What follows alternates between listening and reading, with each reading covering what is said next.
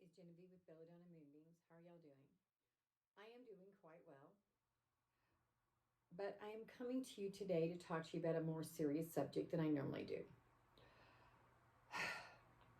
Deep breath. Um, about 10 days ago, a young woman I know, went out to the club and was raped. That happens. And it brought up a lot of stuff for me. Because in 1988, I was kidnapped and raped. One of the things I've learned, because I've always said it in a different way, I always said I was kidnapped, raped, and my car was stolen.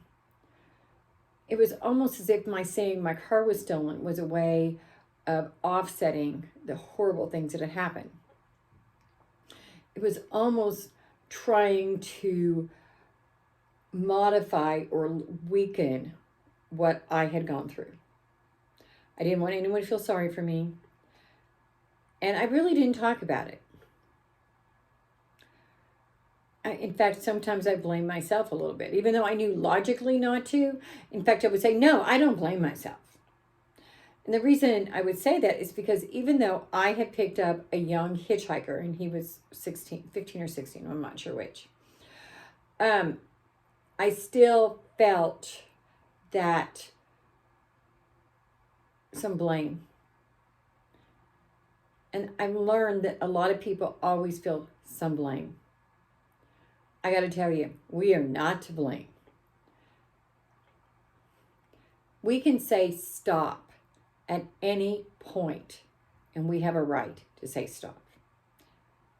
No one has a right to touch you or me unless we want them to touch them, you or me. This is our body. That is why we have old white men sitting around, and yes, I'm an old white woman, sitting around making choices for women. It doesn't need to happen.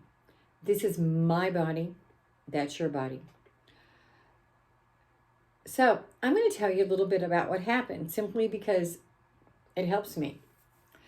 In March of 1988, and I say it in that way because every March since 1988, I have had something internal happening to me, because I still always had to deal with that because my mind remembered.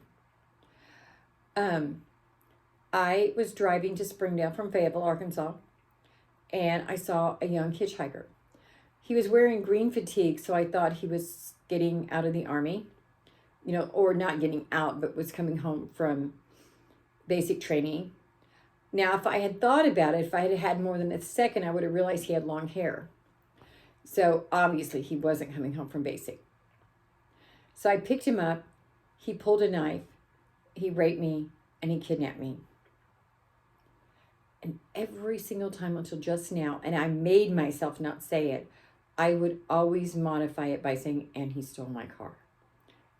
I gotta tell you, who gives a fuck if he stole my car? Yeah, I said the F word. It doesn't matter. What matters is what he did to me. What matters is the violence that he inflicted upon me. And there was other things. I don't need to go into those. If you want to know, you can always ask me. But I don't think that that's what matters so much as the fact that he raped me. I know I'm saying a lot of ums, but this is really dear to my heart. So for the last 32 years, I have not spoken about it very often. 32 years. Now, mind you, I feel like in many ways I was so blessed, because I even knew then that if I let him change me, I was still his victim. Did you hear what I just say? If you let your rapist or your abuser or your person who robs your house or whatever change the person you are still their victim, because they are still controlling you. I knew that. I knew better than that.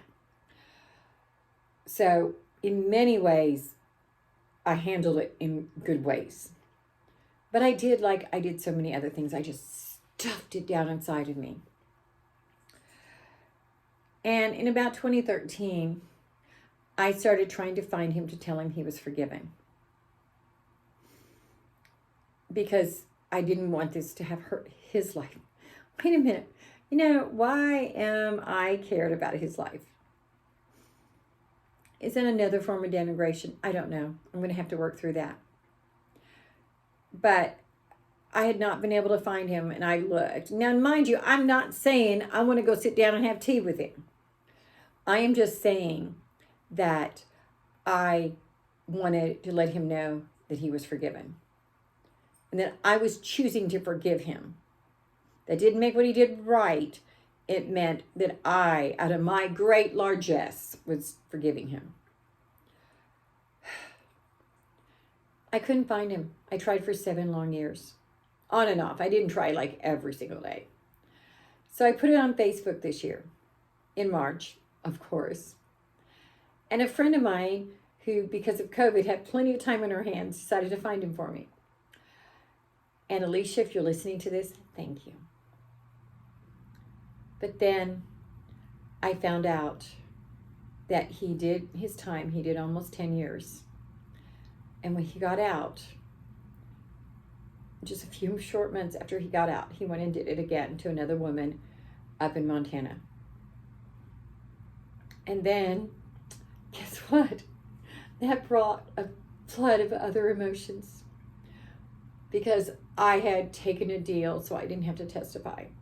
He got 10 years. I guess that's not a bad deal, especially in light of his age. But then I was asking myself, maybe I could have prevented him from hurting this woman. But honestly, I know I couldn't have.